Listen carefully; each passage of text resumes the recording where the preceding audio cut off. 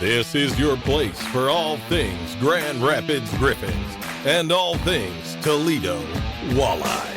This is the Hockeytown West podcast with your hosts, Brandon Cook, Nick Harrington, and Travis Bosch. Well, as the news around the Detroit Red Wings continues to be dramatic, we're going to continue to recap the Griffins' regular season and playoffs like we did last week in part one of our season recap. We are back with the final part two, and it's just Nick and myself today to bring you this recap. Welcome back to the Hockeytown West podcast, everybody, your source for everything Grand Rapids Griffins and Toledo Walleye. If you want us to talk about the Detroit drama around Dylan Larkin, head over to Patreon. We just talked about that for about a good 20-ish minutes over there for the Patreon people. Before we do this episode, we release all our episodes over at patreon.com/Hockeytown West podcast, unedited with extra little bonuses all throughout them. Just like that conversation. Also talked on all the excitement around the PWHL in Detroit with all their signings and the trade that's happening as well. Some really exciting things in that end of the spectrum, at least out of Detroit, which is good. And of course, some other nonsense that we talked about there as well. So if you want to hear that again, head over to patreon.com/Hockeytown West podcast.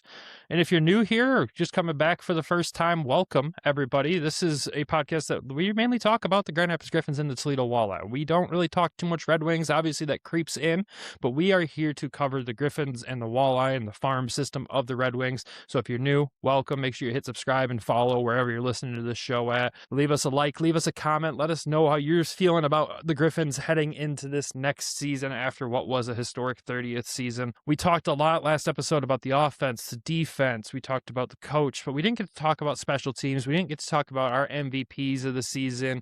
We didn't really talk much about the playoffs either. So that is mainly what this episode will be about. But before we jump into that, we have some news and updates that do involve the Griffins. It's really just one piece of news that Jakub Brklovsky is headed overseas officially, signed I believe a 2-year deal over there after spending 2 seasons in Grand Rapids. Obviously his first season plagued with injuries a little bit, didn't get to play the full season. Breakout season for him this year, playing the majority of the season, playing that third, fourth line role, primarily on the third line with Trail Max, and then eventually Stahoviak when he was traded for. And I mean, Brklovsky had a great season, but it's also not surprising to see him kind of make a move like this. Yeah, disappointed for sure about this. Yeah, I thought he played really well this season. Like he was getting the speed, getting the adjustment was happening, right? He was out a lot his first year here at GR based off injuries, and I think he had a small surgery as well at the end of the season. This, when I read the article about him leaving, it looked like he was trying to leave back in February, or right around that time. He had asked the team to release him so he could go back overseas. That, not ideal, right? Team is crushing it, and like we had talked about last episode, team was crushing it up until right around that time, February-ish, and then to see that he wanted to leave is just disappointing, right? Like I thought he was doing really well up at that point, and that now it kind of makes me wonder too, like what else is going on? Who else? Like, are you going to see Andre Becker, another guy that was kind of his line mate that was on that line, and then kind of got dropped a little bit as soon as Wojo came in.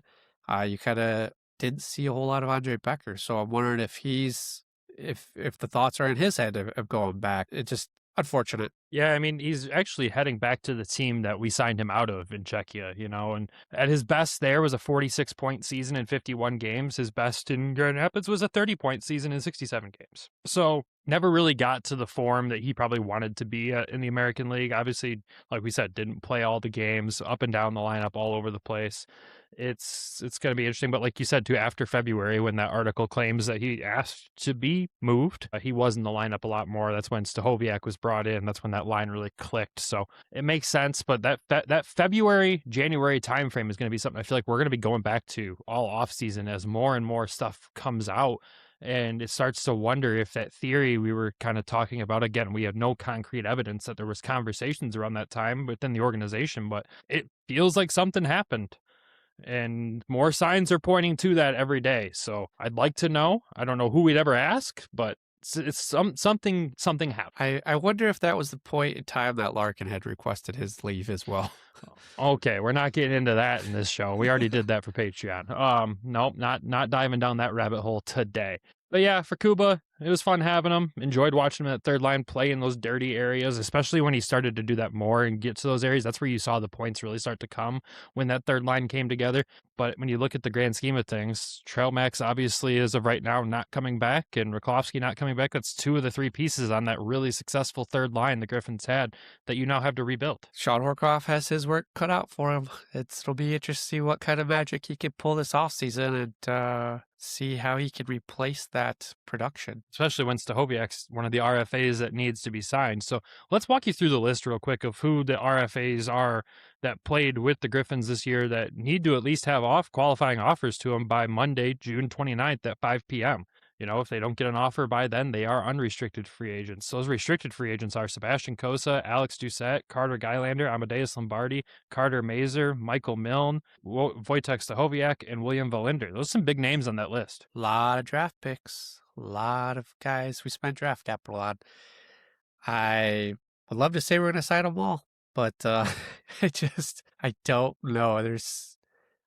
Unfortunately, with the crazy news that had dropped, maybe they're more on the back burner. I hope not, right? I think that's where your GM of the Griffins comes in to help sign these, right? But he's also playing AGM for the Red Wings. So it's like maybe these are the times where you wish you had a separate guy for each position, each role. Yeah, right. It would be kind of nice in a sense to kind of separate that. If there is that much drama happening up there, some separation would be nice down here. Your UFAs that were under contract down here this past season, Nick Andrews, Tyler Angle, Carson Bantle, Eric Gustafson, Gabriel Seeger, Edwards Trailmax, Antito Amisto, and Austin Watson. Those are your UFAs. Obviously, free agency begins on July 1st at noon. We'll be paying close attention to that around that time frame because free agency always impacts the Grand Rapids Griffins in some way, shape, or form when the Detroit Red Wings are making those signings. That's where we saw free agency day last year. That's where John Leonard was signed and a couple other pieces that were very important to this roster. So we might even go live that day. Who knows? We'll have to figure it out and see what we're going to do. But until then, we'll keep you updated. If you want to keep track of all the Griffins that were playing here last season or even alumni, the Griffins do have their alumni tracker active on their website as well, so you can see where all the former players are at currently. But that's all the news and updates around the Griffins. Let's go back into recap mode here. And one of the things we said we were going to talk about last episode, but we didn't get the time after a half-hour Sebastian Kosa discussion, was special teams this season for the Griffins, right? It's kind of been the talk of the season. It's been the talk of the past few seasons, especially when you talk about the Griffins' power play and what it was able to do or lack thereof, and then talk about the penalty kill. So let's take you down memory lane here to the statistics for the regular season for the Griffins this past year. They finished 15th in the league on the power play at 18.7%. The penalty kill finished obviously best in the league at 86%, just a couple percentage points ahead of Milwaukee there.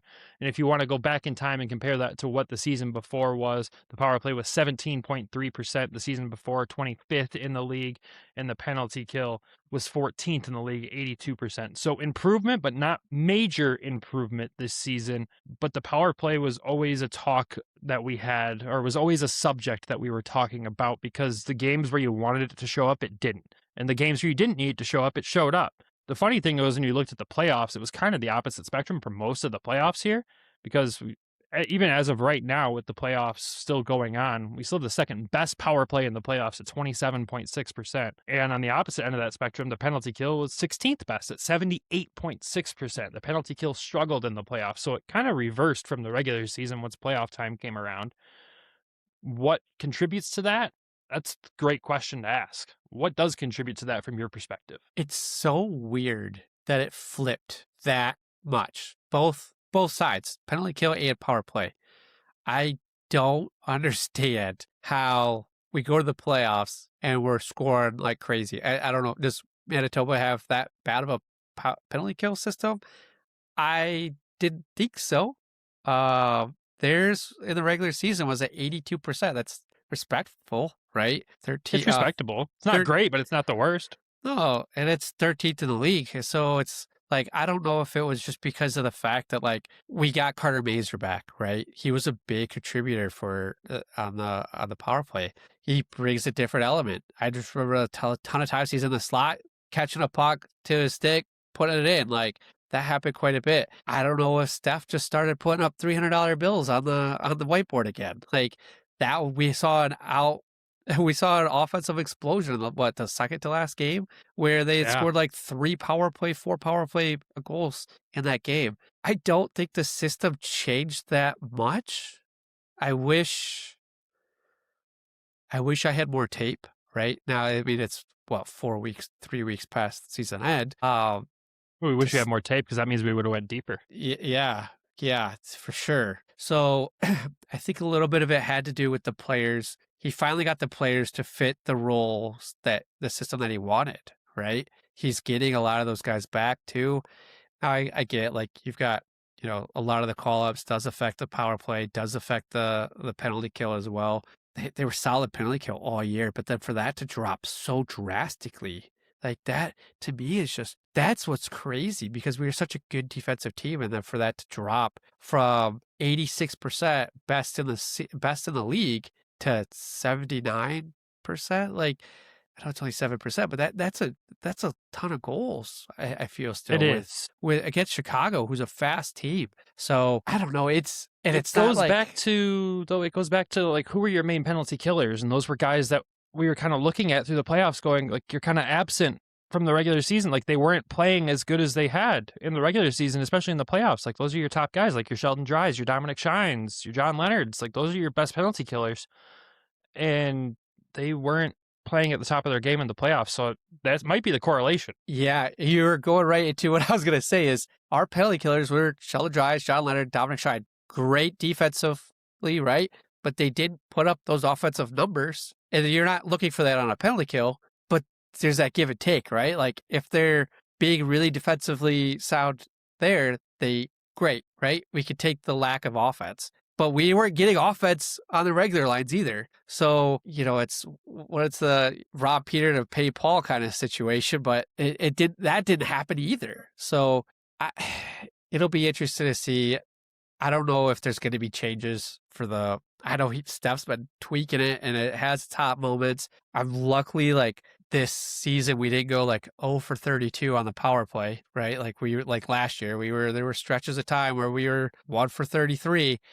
But I'm trying to remember what series was it? Was it Manitoba or Chicago where they were like combined? They were 1 for 33 on the power play. It was Rockford during the regular season. Remember? Was it Rockford? It was okay. it was like 8 games and neither team had scored a power play goal against each other. The Griffins scored the only power play goal in the regular season series between Rockford and them.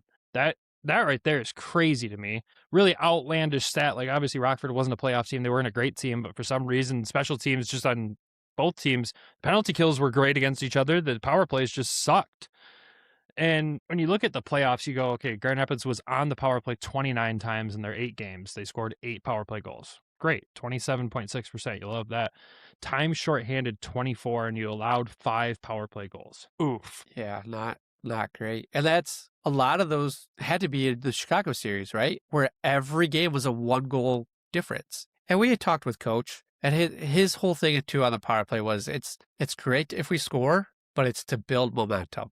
And obviously, like, I don't want to say obviously, but looking back, like, you didn't get those momentum swings off of the power play. Because if they did... What they needed was a shorty. They needed a shorty in the playoffs. They did need a shorty. That would have helped. That would have maybe gained the momentum. And I think maybe they had their chances too. They had chances. They had breakaways. I remember Shine had a 1 or 2. I think Dries had a chance as well. They just couldn't convert.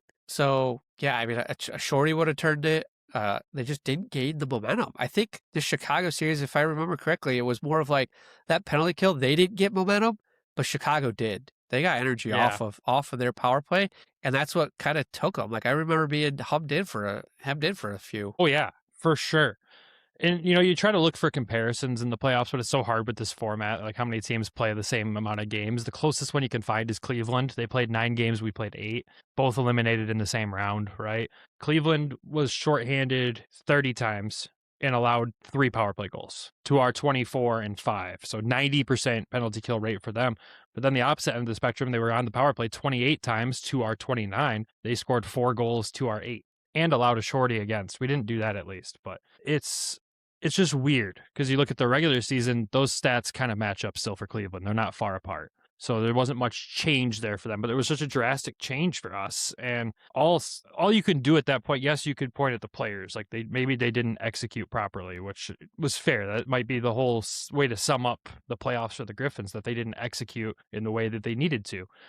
But you got to start asking questions about the coaching staff on the power play side. And I know that singles out literally one person in Steph Julian, but we're 3 years into having this power play discussion with the regular season, and we haven't seen anything better than the 18% we saw last season. Is that growth for him? Yes, that is growth. But at the same time, is it good enough? I don't think so. And it really makes me ask a question, because you look at Steph, right? Great coach, great dude, great person, came from the Q, very defensive focused coach then, and comes in and has to run the offense in the power play.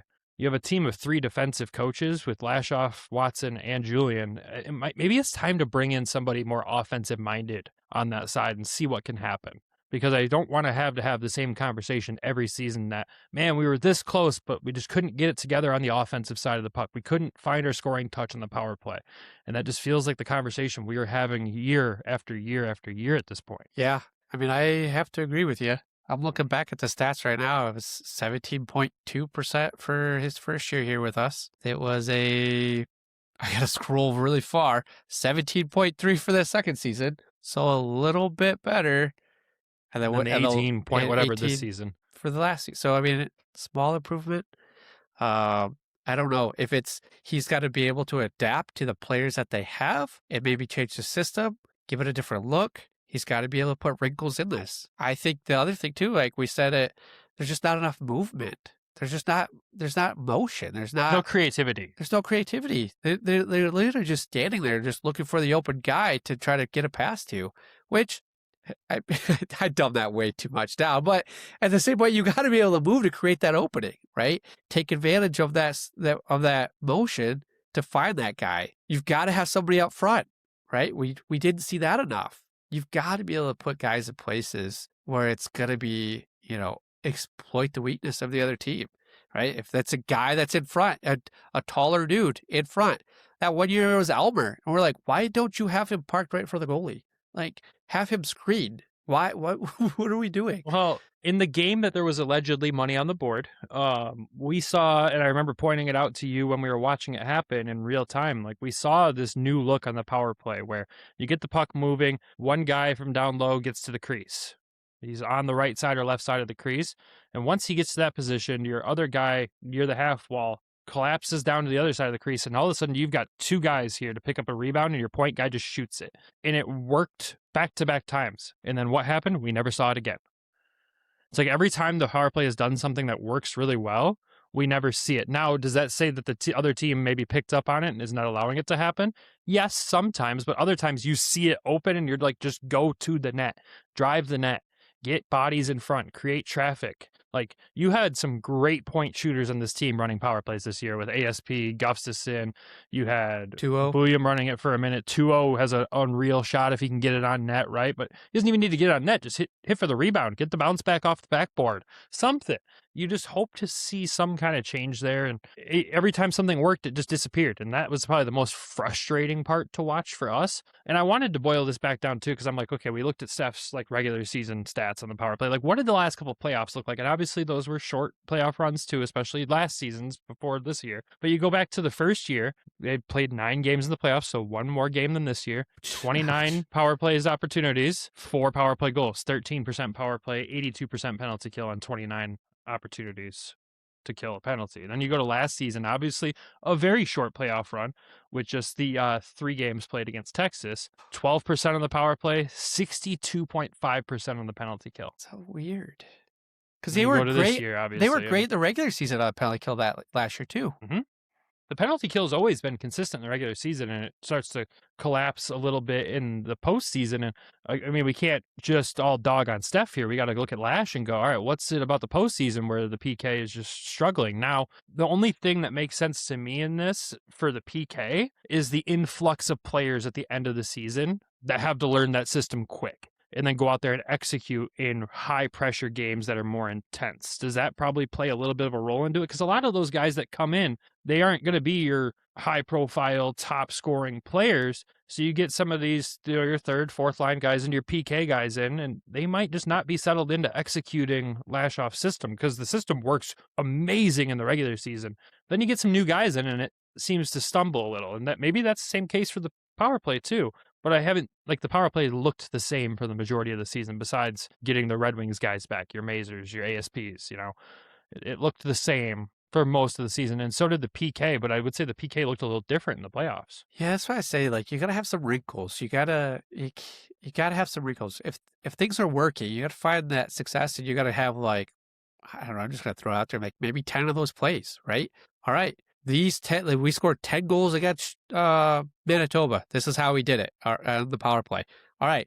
Those are 10 ways that this is how we're going to do it. These 10 plays. All right. Perfect. Manitoba's figured that out. We're going to use 10 plays that we did against Chicago, right? Use those in that game. Intertwine them. I don't know. They've got to have some wrinkles because it just looks like we get to the playoffs and there's so much tape on us that they're shutting it down. They're figuring it out. We don't adapt. We don't change. To your point too, maybe it's the players that are in the system. Maybe we got to change, not have those players in those positions because it's not giving them they're not succeeding. We're not succeeding. It's not working. Maybe it's too fast to try that turnaround, to try to learn that system. But on the other end, they had a week off in between the playoffs.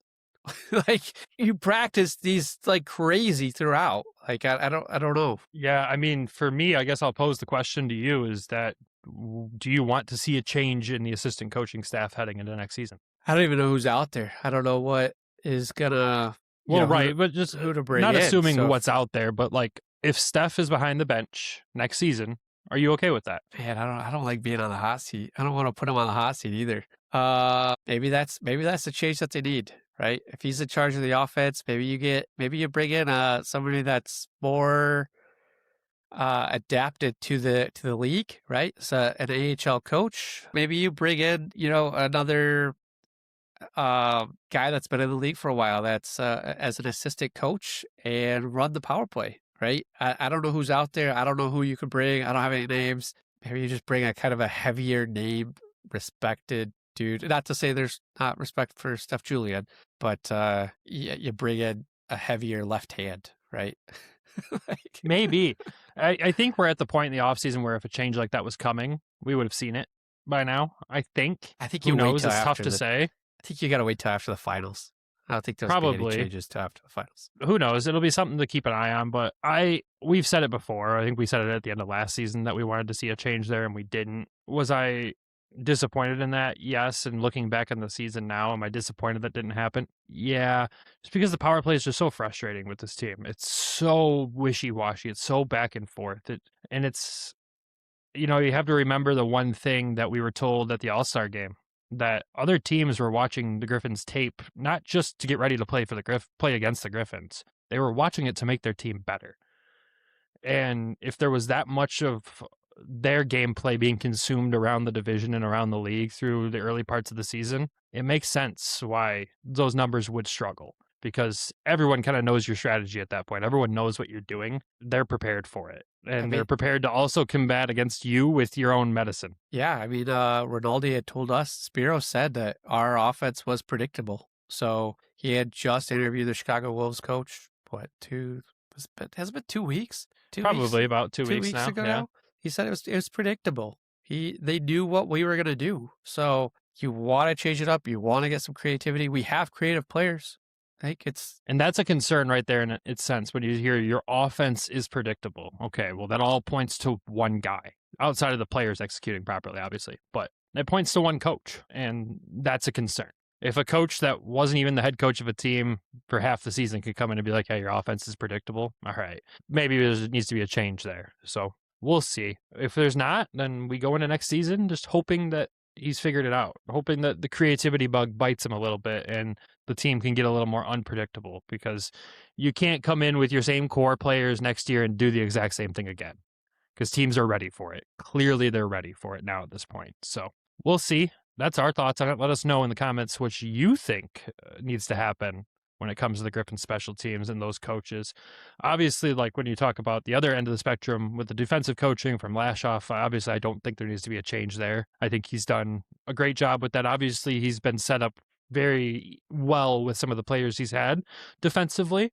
But I'm not saying he's ready for that promotion to head coach yet. He's still got some work to do, but I'm satisfied with Lash as the defensive coach still to this point. I don't know if you agree. Think he'll ever want to take a head coaching position, just based on the fact that he would have to do media every night with us. I don't think he's got the social battery for that. Yeah. No offense to him, but I get it. I'm the same most of the time. But I think he did a great job. I mean, we led the league goals against, right? At the lowest amount of goals against. So penalty kill has been great every season. Dan is also a defensive coach. So that helps. That helps, right? He's also had, Gustafsson whole this year as well. So he had some pretty big NHL players down here playing defense. And he's had a lot of the same players too. And he's had great prospects. Valinder for a while, yeah. 2-0 for a while. That does help his situation. So we'll see, but I'm not calling for him to be gone by any means. Obviously, I don't think we'd even be allowed to do that. He's a Griffins legend at this point. It's kind of one of those things where they can make mistakes and everyone's just like, yeah, but he played here. Kind of like some guy in Detroit. God. Anyways, get that last shot in there. Before we hit this ad break, when we come back, we've got some awards to give out. Our MVPs, our most improved, our least improved. We'll give you an update around the Calder Cup playoffs as well as we are getting ready for the Calder Cup finals to begin here very soon. All that after this ad break. The Stanley Cup playoffs are here, and DraftKings Sportsbook, an official sports betting partner of the NHL, has a new customer offer. When the ice gets coldest, the best players in the world show you exactly who they are. Playoff warriors turn it up round by round, and DraftKings turns it up with them from the first round all the way to the Stanley Cup final. Bet player props, bet live, from the opening faceoff to the final horde. Every moment matters. New DraftKings customers bet just $5 and you'll get $100 in bonus bets instantly. Download the DraftKings Sportsbook app and use code THPN so you're ready for the moment. That's code THPN. Turn $5 into $100 in bonus bets instantly. In partnership with DraftKings, the crown is yours. Gambling problem? Call 1-800-GAMBLER or 1-800-MY-RESET. New York, call 877-8-HOPE-NY or text HOPE-NY. Connecticut, call 888-789-7777 or visit ccpg.org. On behalf of Boot Hill Casino in Kansas, wager tax pass-through may apply in Illinois. 21 and over in most states. Void in Ontario. Restrictions apply. Bet must win to receive bonus bets which expire in 7 days. Minimum odds required. For additional terms and responsible gaming resources, see sportsbook.draftkings.com/promos. Limited time offer. And welcome back. All right. We talked about our MVP and who it's going to be. We've talked long and hard about this as a group. We're all well aware that what we're going to agree on. No, I'm joking. We haven't talked about this at all. You're going to get our true reactions to each other saying who we thought our season-long MVP was for the Grand Rapids Griffins. Nick, who is your MVP? Oh, man. You're making me go first. When you were saying all that, I was like, was I there for that meeting? Because I do not remember us talking about this. It's been a long week. My MVP, I have to go with Dominic Shine. I thought Shiner deserves it after the season that he had. He had with that crazy stat, right? Like I think the team was 32-1-1, 34-1-1 at some point. Like that's insane. With him in the lineup, we should clarify. With him in the lineup. Yeah. With him in the lineup. Like that's insane. Is there any other player like NHL, AHL, ECHL that had the same sort of like impact on a team? He was team heartbeat, right? Like he was the guy. Dragged him in, calmed him down, got him going. I mean, I feel like that has to be the MVP of the team this year. I don't disagree with you. Just because, like you said, that record alone when he's in the lineup is insane. Obviously, that record fell apart a little bit in the playoffs. That changed things. But it's still insane to be in the regular season and be like, yeah, when he's in the lineup, you're 30-something, 1-1 or 1-2, whatever the heck it ended up being. That's insane. And there's no I in team, right? That's the good old saying. But at the same time, when he was in the lineup, or at least in the room, the team played different. It's like they didn't want to disappoint their dad in the stands. It was the best way to describe what they were doing when he was in the lineup. So Dominic Shine is a great pick. Just because this is a podcast and for discussion, I won't pick Dominic Shine, but that would have been who I picked until you took it from me. I will throw the other one out there for you, and it's going to be John Leonard. I knew you were going to go with Leonard. I mean, how do you not, for the scoring that he had, especially in that first half of the season? You heard the team say it themselves. They'll look down the bench when they're down a goal, be like, all right, we know Johnny's going to go get us one. And he did a lot. Like that game at home in the first period where they're down a goal and he makes this miraculous play. I believe it was shorthanded to get the game tied heading into the intermission with like, what, 0.2 seconds on the clock? Just one, great clock awareness. Two, just I'm going to go do it and make it happen. And he does it. There's just so many moments that you can look back on the season and look at Leonard and go, yes, he scored a lot of goals, but was the goal something that dragged them back into a fight? And there was a lot of those. The one against Milwaukee at home where Weisblatt lays him out, should have been a penalty, wasn't. So what's he do? He gets up, lays out Weisblatt, takes the puck down the other end and scores. Like, that's just, it was sicko behavior all season from him. Obviously, some career high numbers for him.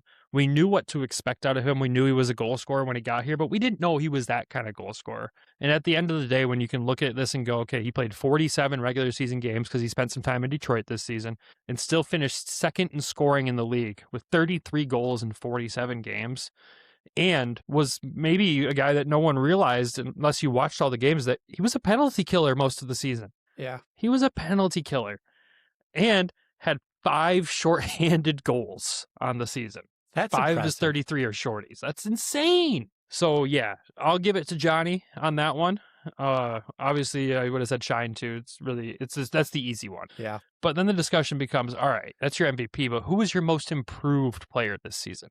Who Most changed the most from last season and really surprised you with their output?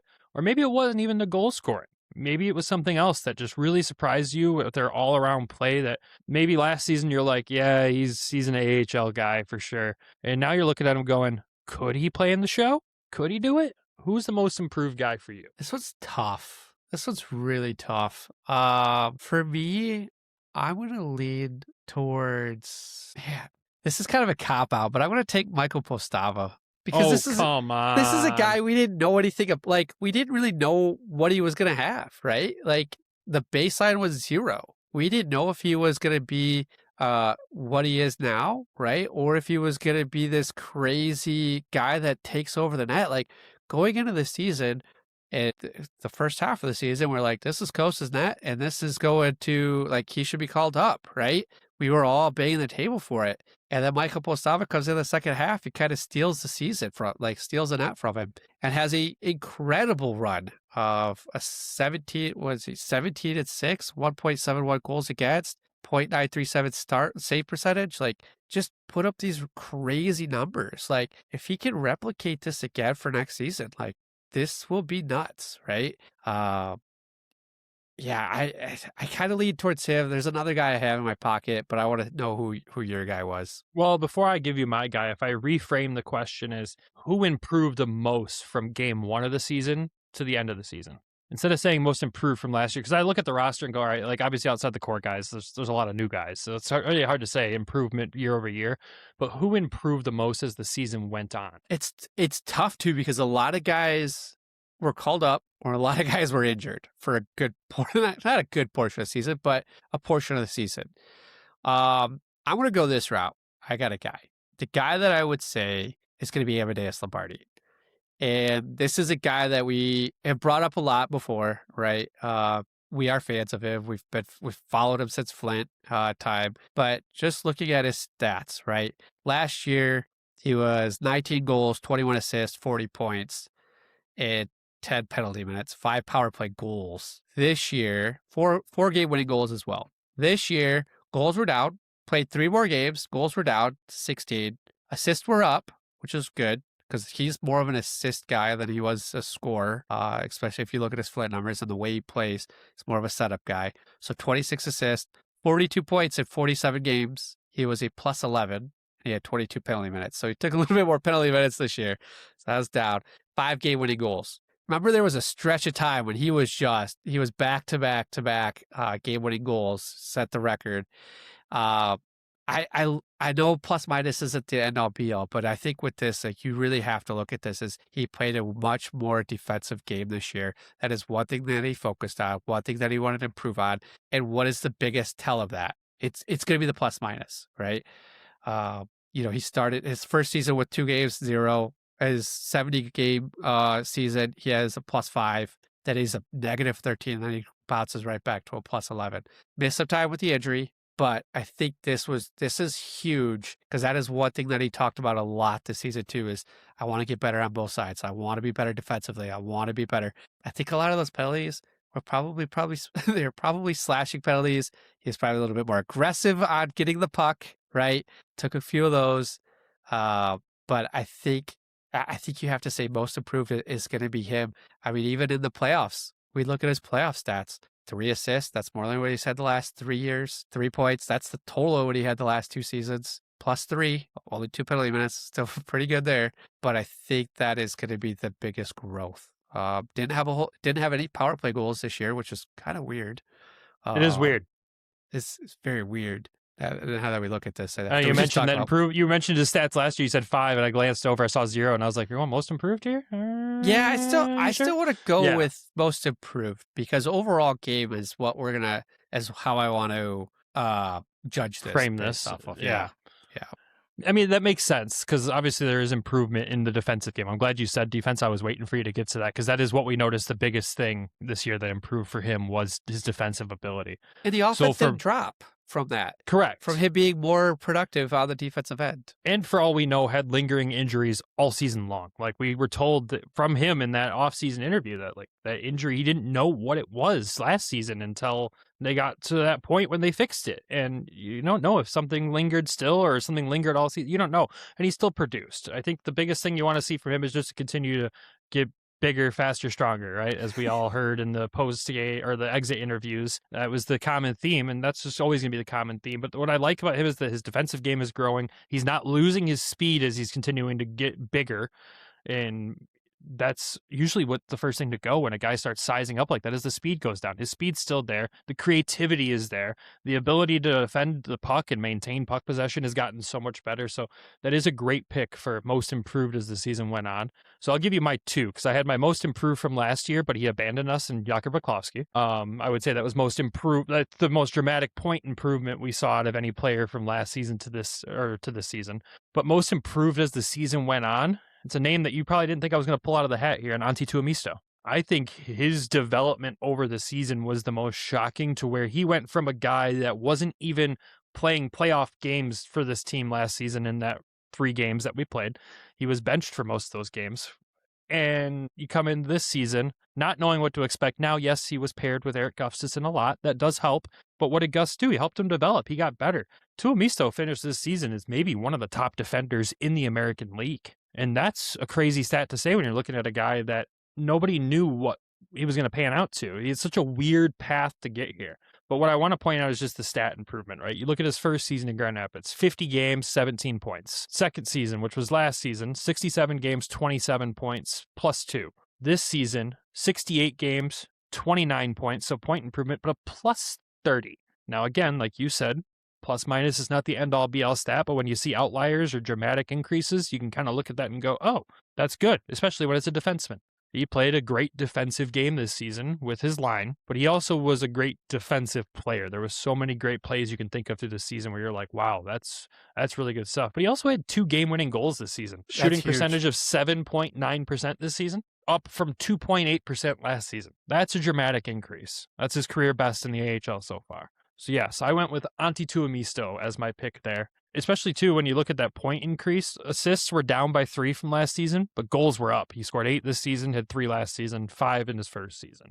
But you're telling me 17 points in his rookie year in Grand Rapids to 30 points in his third year as a defenseman, and that plus-minus stat going from 4 the first season, 2 last season, to +30 this season.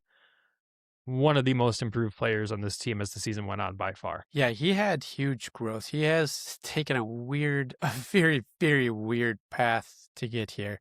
I was trying to see, I swear I saw a rumor on him not coming back. That's what I was trying to search for a while. We've seen lots of rumors on that. I was like, was and that I a wouldn't dream? be surprised. Yeah. It's going to be an interesting offseason. But, everyone says the thing with him is the skating is going to keep him out of the NHL. But watching him this season, I thought his skating was dramatically improved. It wasn't like he was getting burnt. We saw the last 2 seasons, how many times were you going, oh, 2-0, you just got burned. Yeah. I don't remember saying that once this season. No, I think the defense did really well, and even their partners were able to cover up mistakes if there was any, right? Like, we didn't see many where I was like, what the heck are we doing? Like, at least they're not as obvious as the parent club. Yeah, exactly. And like, again, is he most likely not coming back? Probably. I'm sure we'll see something down the road. Here's a Group 6 RF or UFA. So he's probably gone. But he's become a player that I'm like, he could play an NHL game or two. Is he going to have a long NHL career? Yeah, you never know. I didn't get there and shock you. But he went from a guy that I never thought would make it to, I think he could do it at some point with the right team. Probably not on like a contending top team, but he could play in the NHL. I would have been happy to see him get a shot this season, honestly. They freaking should have. They should have given all these kids a chance before they left. Like, just the team was out of it, right? The team was done. Might as well throw these kids out there, see what they have. It would have been better than an 8-1 drubbing to Florida. You better to know what you have before it's gone. Yeah. That's the most important thing. And we went out about that enough last episode. If you missed that, you can go back. We talked a lot about Detroit's mismanagement of prospects and players. We won't go into that whole topic today. But to wrap this segment up, I should say, we talked about your MVP. We talked about the most improved. Who left the most on the table for you? Who left some to be desired this season when you look at the Griffins and go, man, I wish I would have seen more out of it? Oh, this is an easy one. This is the big fella, right? Like, it's got to be Coase. You got to... No, I wouldn't agree with that. I think you wanted to see him take a little bit more control of the net the second half of the season. That's where he has not done well, is to be able to put together a full season. First half is always great. Second half is always more to be desired. I'm going to go that route. I think you wanted to see the full consistency throughout the year, and that is going to be currently the chapter in his book, right? Like, that is the question marks. Can he keep a full season together? Now, overall, you look back at the full season, it looks great, but that second half collapse is going to be another one where you're like, I wish I would have saw more. Fine, I'll hear your argument there. The one that left the most on the table for me this season, and I think it's the most shocking one, was Shai Buium. I know he only played 36 games because of the injuries and all that. We don't know if there's underlying injuries that were lingering the whole time, but when he came back, he just didn't look like himself. And I understand that's jumping on at that time, which was a rolling freight train that was just rolling through this league like it was the easiest thing in the world. And that's tough to jump on. He ended up playing 36 games, 3 goals, 11 assists for 14 points. Matched Justin Hull in 41 games, to give you a perspective for what he put up there, but was the only defensive minus on the team this season. And when he played, there was just a lot of moments where we were sitting there going, what are you doing, buddy? You just didn't look right. He didn't look like there's himself. One goal I remember. I don't remember who it was against. I think it was Milwaukee, where I remember just looking at you going, what is he doing? The puck's here and he's going the opposite direction in front of the crease. Like, where are you going? Yeah. He left Kosa hanging completely there. And yes, that was during the second half collapse, as you want to call it, for the team overall, but he just didn't look like what we expected him to look like. And it's so unfortunate for him because we haven't seen a full season of this kid yet. I mean, you saw the 67 games last year, so not a full season, close, almost there, and 25 points. And this injury that happened in preseason that kept him out for half the season and just didn't look like himself on the way back down at all. Yeah, I think the injury had a lot to do with it. He definitely did not look the way he did during training camp, during prospect tournament. It's a guy that I still have high hopes for, right? I think I don't think it's an injury that's going to be career defining. I think it's something that he can bounce back. We don't know what the injury was either. We have no idea because they don't tell us that in the AHL. But my assumption is that it's more of I think it was more of a mental thing for him to come back. And it's hard to jump on a train like this, right? I think he'll bounce back this summer. I think he'll do well. He'll be back up to the top line. He'll show us the Shai Buium that he was when he came into the league. Yeah, I think so too. It's tough because they're like, I get your point of like guy that left a little bit more on the table than you wanted to, but then it's like he was injured, he's battling back for injuries. Like that's tough, right? Like you wanted to see more out of Nate Danielson, right? But he was injured for half the season. Like he only got 18 games out of us with us. So like that's a guy that you're like, man, I really wish we got more out of him. We wish, there was more offense there. We wish there was more play time. What would this team want to look like if he was there? I know he was close to coming back too. So he's a big question mark as well. But yeah, it's going to be interesting to see. I think my last question for you to wrap up this before we go to the playoffs, because I don't want to end on the negative note there, is just who surprised you the most this season? And you can't say Michael Postava. Who surprised you the most with what they delivered this year? surprised me the most. I'm looking through this. I'm looking through the roster right now because I wasn't prepared for this. I always love to throw you one curveball, at least. Yeah, it's You want mine? yeah. You just kick us off. I mean, mine's the easiest one, I think. It's Eddie. It's Trailmax. Oh man! Oh, Eddie Trail. Okay, that's not who I Yeah. thought you were gonna go with. Oh, I know there's two Eddies, but yeah, I mean, we didn't know what to expect out of him. I mean, we knew he was good. We just didn't know what he would be with this team at this level, and to be that 42-point scorer and that third line role basically all season, it shocked the heck out of me. I'm still shocked with what we witnessed with him, especially the way he scored some of those goals. He had 5 power play goals this season.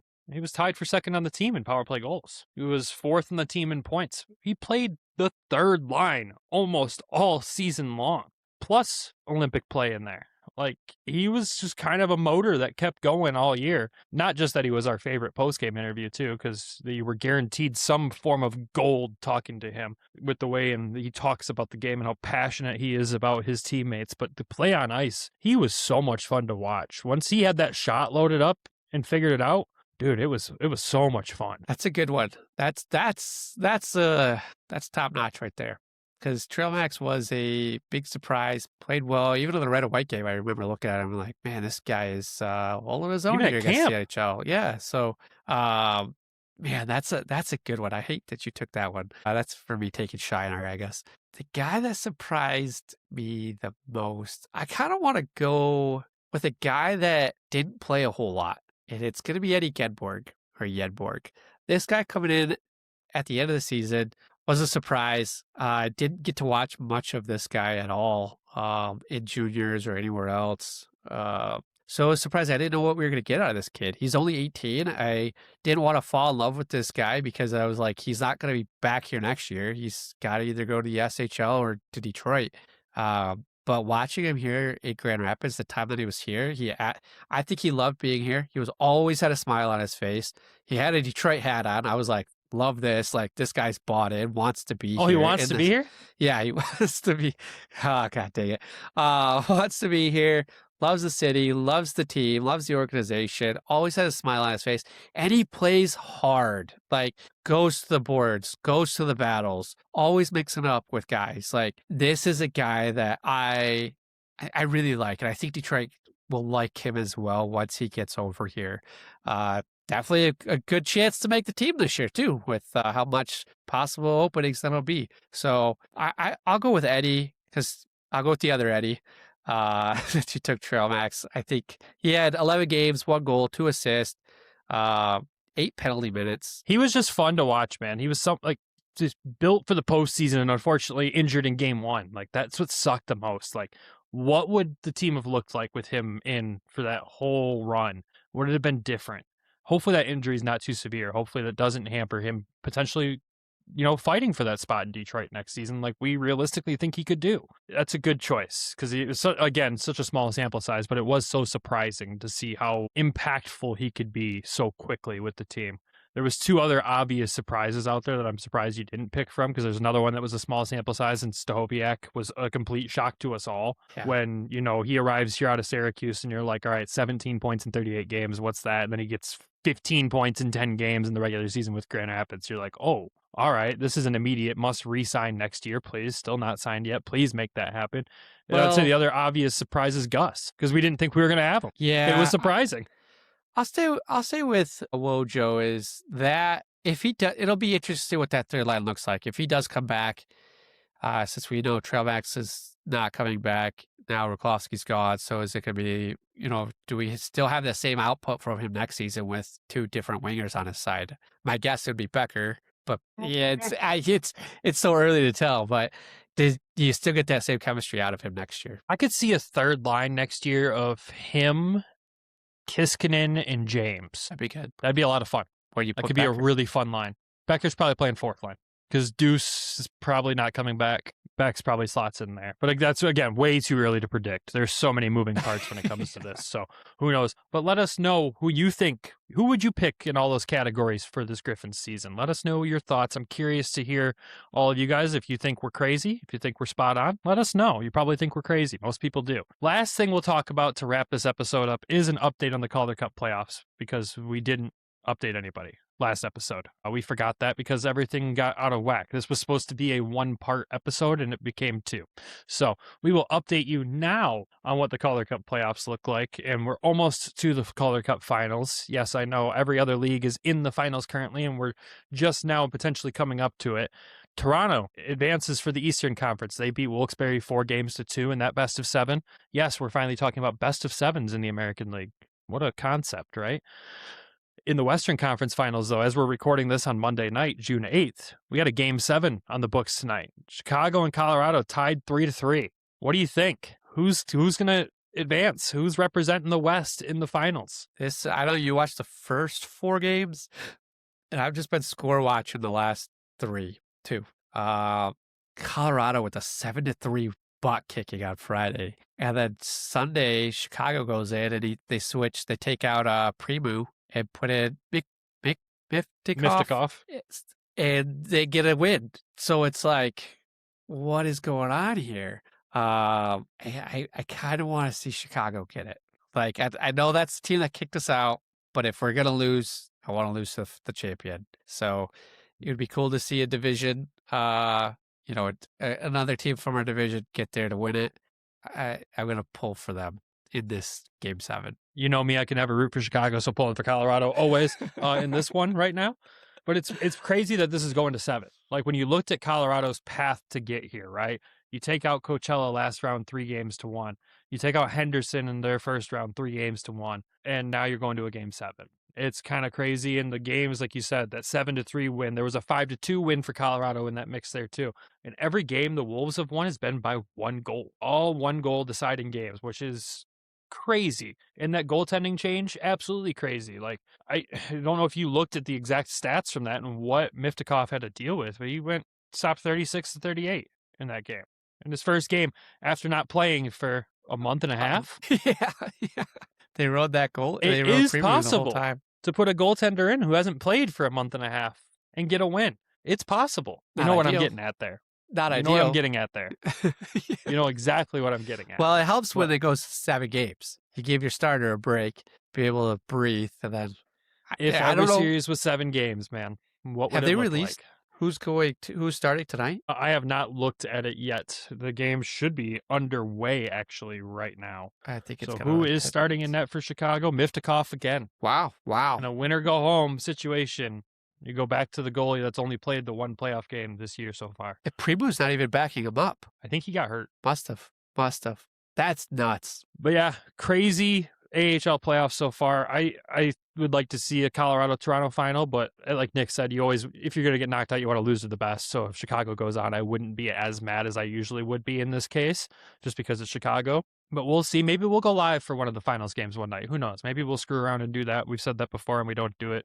But who knows? I know I'll be watching it because the Stanley Cup final will probably be done by the time that series actually had a cup clinching scenario. So we'll be watching then for sure because it'll be the only hockey on TV at that point in time.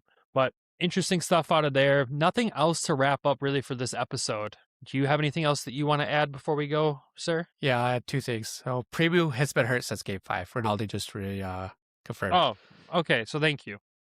What was your favorite moment of the season this year, Brandon? We had a kind of a crazy season with the historic start. We had a lot of call-ups to Detroit. We had a bat in the arena. We had ice skate, right? No ice for 1 game. Crazy painted lines. You got to see Nick Vitucci while you were up there in the press box the one night. So that was pretty cool. It was good seeing him. Oh, man. Favorite moment of I'm trying to think of any of the crazy moments that happened throughout. I mean, for me personally, and I think I said this when I was just on Elaine's podcast, Grace by Rain, just on her show recently this week. So make sure you go check out that episode. We talked about the season and other nonsense too. It was a lot of fun. Finally getting on that show. That's been something we've been trying to do for a while. And it finally happened. Yep. But hey, we found a way to make it happen. But favorite moment of the season for me personally was clinching a playoff series on home ice in the Manitoba one. It's been so long since I've seen that in person. The last time I was in person for a series clinching win was the Western Conference Finals in 2017. That's the last time I was in the building for that. I wasn't in the building for the Cup game, unfortunately, thanks to work back in the day there. So seeing a playoff series get clinched, even though it's just a, best of 5, whatever, it was still really cool from the fan perspective as someone who's been a fan of the team my whole life. That's probably the top moment for me personally. But the season was just full of fun nonsense all season long. Like, you can't say that, the treat you get in the final game of the regular season from the Griffins PR team of ice cream is, always one of the top tier moments there. Getting to interview this team all season was just really special. It was such a special group of guys. There was such great interviews after post games, whether it was win or loss. There was so many good moments. So many fun moments. The Mark Lewinsky one was one of my favorite moments in the locker room all season, where I asked MBN about a situation that happened on ice where Iowa Wild player Mark Lewinsky kind of tried to take his head off, and then it felt like the game just snapped into the Griffins' direction after that. And I tried to reiterate that into something that MBN would understand at that time, and he just looks at me and goes, "Who's Lewis?" as I'm talking about Lewinsky. And then Austin Watson chiming in after the interview saying, "Too far down the lineup for you to be concerned about him, buddy," was easily one of the coldest lines of the year and the funniest moments that we had in that room by far. But what about you, buddy? What was your favorite moment from this season? The postgame was a lot more fun, I felt, this year. We had Trail Max going into whole Blueberry King snippet was funny. We had a lot of kids in the background this year. We had a lot of the team had their kids there as well. That was fun. I wasn't there for this game, but you had Laggy's kid in the background for one of those moments. That was another funny blooper moment. Laggy's kid ripping a fart in the background of a post-game interview will be an all-time moment for sure. Super funny there. You've got I had another moment too that I was like, just kind of, we went to a couple practices in the beginning of the season. Unfortunately, saw something that affected a good portion of the season with Carter Mazur's injury while we were there. So that was like a crappy moment, but also an interesting one of like, how do we deal with this? How do we then like kind of? It was an interesting learning experience for us, how to navigate the PR side of that. Yeah. I think the whole trade deadline was crazy. Us paying more attention to the scouts was crazy. But I still got to go back to the All-Star game. I thought that was probably the best moment, best experience that I had for the season was going to the All-Star game. I know it wasn't something that was like hyped up. It was in Rockford. It wasn't something that everybody was like, you got to go. Like, we were like, we're going to go. And we're going to see what this is. And I had the most fun, hanging out with you and Elaine and learning more, meeting more people from the league and being able to interview more of the guys around the league, running into Matt Luff again and him remembering us, which was super cool. And just kind of getting, a little bit closer to the team, right? And even Millsy from Detroit, we were able to meet him in person, and Jonathan Mills, meet him and introduce ourselves. And we got a little bit of pat on the back from him. So that was cool. And between that and training camp, those were probably my 2 favorite moments of the season. Because Traverse City even mention my favorite moment of All-Star for you was you doing the mascot video. Yeah. That was hysterical. That was funny. We're going to see if we try. I don't know if we're going to be able to pull that off again. That's 100% going to happen again. Maybe we have them sign something with Griffins related or something going in. So yeah, that was a good moment. Man, I had one too that I just forgot as you were bringing that up. But, sorry. Yeah, you're good. You're good. That's ADHD. But yeah, that was fun. That was a lot of fun. I'm excited for next year, going to Cleveland, and seeing their rink and doing All-Star game again. I'm definitely gonna have the 3 days off or however long it takes, and to be able to It's gonna be a good again. time. Yeah, I'm really excited for that one to see what kind of show Cleveland can put on after all the hype built up by Elaine They better deliver. That's all I've got to say. She's been building up hype on this. So Cleveland, you're on the clock. Let's see what you can do with it.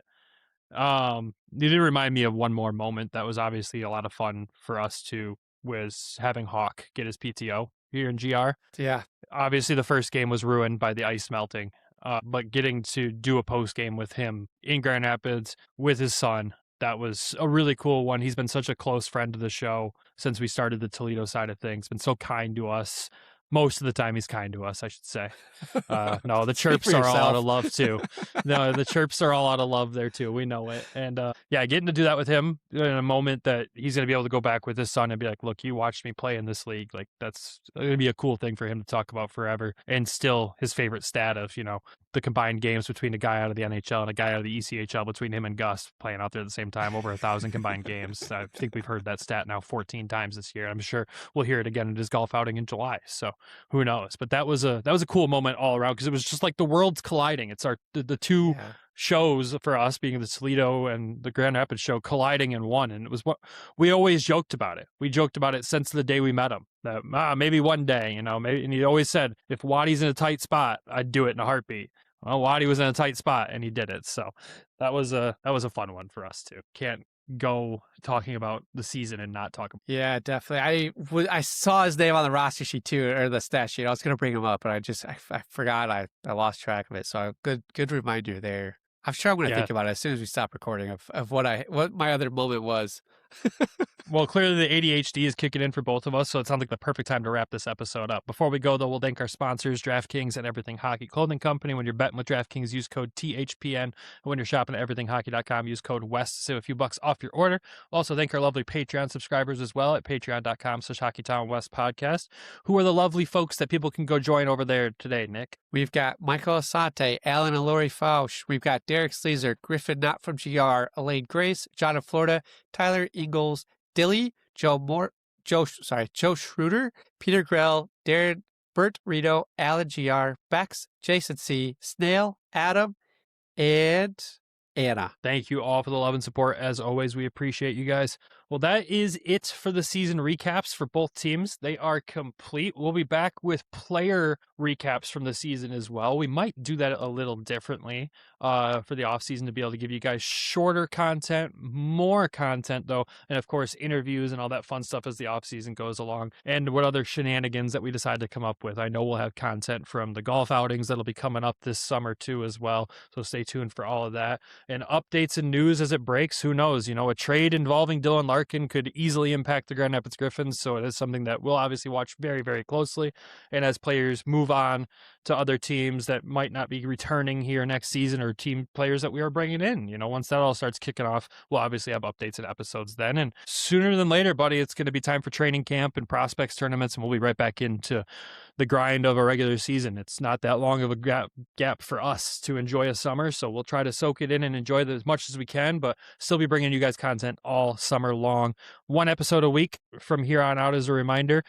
And we're also cooking up something else for the Toledo side as well, but we will save that teaser for you guys later and announce that when it comes. But a lot of work ahead of us, a lot of fun, ready to put Nick to work in this off season. He doesn't even know how much I'm going to put on his plate. It's going to be so much fun. He looks terrified right now, for those watching on YouTube that can enjoy it. But as I say that, we'll wrap this up. Everybody have a fantastic week. We'll talk to you again next week. And as always, go Griffins, go Walleye. Love you. Bye. Thank you for tuning in to the Hockeytown West podcast. Be sure to check us out on Twitter at HockeytownWPod, and your hosts, Nick at GR Hockey Guy, Brandon at Brandon GR Hockey, and Travis at Trav in T-Town.